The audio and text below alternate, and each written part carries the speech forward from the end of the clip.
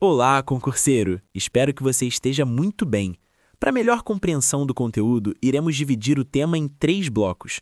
No bloco 1, nós vamos conversar sobre a rescisão do contrato de trabalho e as principais modalidades de extinção. Respira fundo e acompanha comigo, porque esse é um tema que sempre aparece em prova e, quando aparece, cobra detalhe. Vamos começar entendendo o que é a rescisão do contrato de trabalho. Pense em uma relação de emprego do dia a dia. Alguém é contratado, trabalha por um tempo e, em algum momento, esse vínculo chega ao fim. Esse encerramento é o que chamamos de rescisão, e a lei prevê várias formas diferentes para isso acontecer. A forma mais comum é a dispensa sem justa causa. Aqui, o empregador decide encerrar o contrato sem que o empregado tenha feito algo errado. Imagine uma empresa que está passando por dificuldades financeiras e precisa reduzir o quadro de funcionários. O trabalhador não cometeu falta nenhuma, mas mesmo assim é dispensado. Nessa situação, a lei protege o empregado garantindo a maior parte das verbas rescisórias. Agora, pense no outro extremo, a dispensa por justa causa. Aqui, quem deu motivo foi o empregado. A legislação traz uma lista de faltas graves, como desonestidade, desobediência ou abandono do emprego. Imagine um trabalhador que simplesmente para de ir ao serviço por vários dias seguidos sem avisar e sem justificar. Se ficar comprovado o abandono, o empregador pode rescindir o contrato por justa causa e os direitos rescisórios ficam bem reduzidos. Temos também o pedido de demissão, quando o próprio empregado decide sair. Um exemplo bem comum é quando o trabalhador passa em um concurso ou recebe uma proposta melhor e opta por encerrar o vínculo atual. Nesse caso, ele abre mão de alguns direitos que teria se fosse dispensado. Existe ainda a rescisão por acordo entre empregado e empregador, prevista na legislação atual.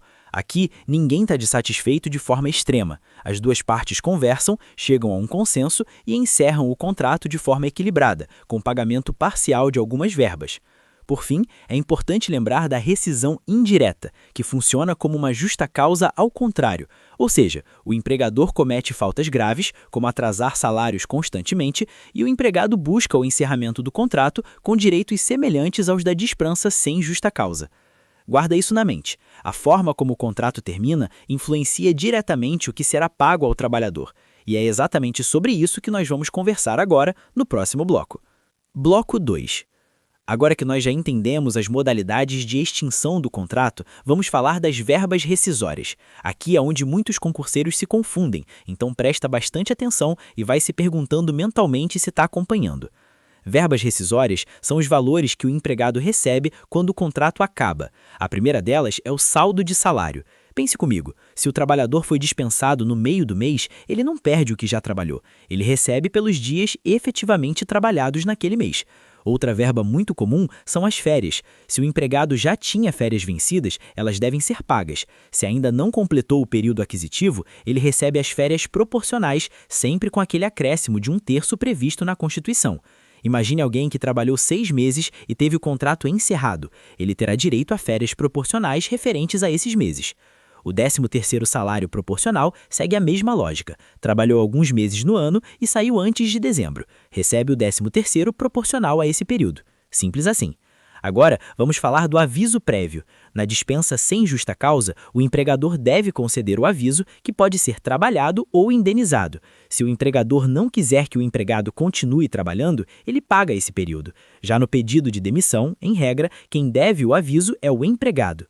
O FGTS também entra nesse pacote. Nos casos de dispensa sem justa causa e rescisão indireta, o empregado pode sacar o FGTS e ainda recebe a multa de 40% sobre o saldo. Na prática, é como se fosse uma compensação financeira pela perda do emprego. Agora, atenção a um ponto muito cobrado em prova. Na justa causa, o empregado perde vários direitos. Ele não recebe aviso prévio, não recebe férias proporcionais, nem 13º proporcional. Fica apenas com o saldo de salário e eventuais férias vencidas. Percebe como tudo depende da modalidade de rescisão? Por isso, em prova, não adianta decorar lista solta. Você precisa sempre se perguntar como esse contrato terminou. No próximo bloco, nós vamos fechar o tema falando da homologação e dos prazos de pagamento dessas verbas. Bloco 3. Vamos finalizar agora falando da homologação da rescisão do contrato de trabalho e dos prazos de pagamento. Esse é aquele tipo de assunto que parece simples, mas derruba muitos candidatos. A homologação é basicamente a conferência da rescisão. É o momento em que se verifica se os valores pagos estão corretos. Atualmente, a legislação não exige mais que essa homologação seja obrigatoriamente no sindicato ou no órgão do trabalho, mesmo nos contratos com mais de 1 ano. Isso não significa que o empregado perdeu proteção. Ele continua tendo direito a receber todos os documentos da rescisão e a conferir os valores. Imagine o trabalhador recebendo o acerto e percebendo que algum valor ficou de fora. Ele pode questionar, pedir correção e até buscar seus direitos judicialmente. Agora, vamos falar de prazo, porque isso despenca em prova. A regra atual é clara. Todas as verbas rescisórias devem ser pagas em até 10 dias contados do término do contrato de trabalho.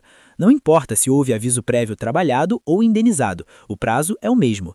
Se o empregador não respeitar esse prazo, ele deve pagar uma multa equivalente a 1 salário do empregado.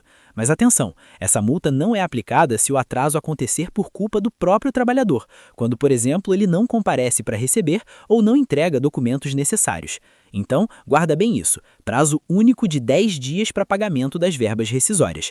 Essa informação vale ouro na hora da prova. Com isso, nós fechamos o estudo sobre rescisão do contrato de trabalho, passando pelas modalidades de extinção, pelas verbas rescisórias e pela parte final de homologação e prazos. Aqui terminamos mais um bloco. Até o próximo. Se gostou, inscreva-se, curta o vídeo e ative o sininho.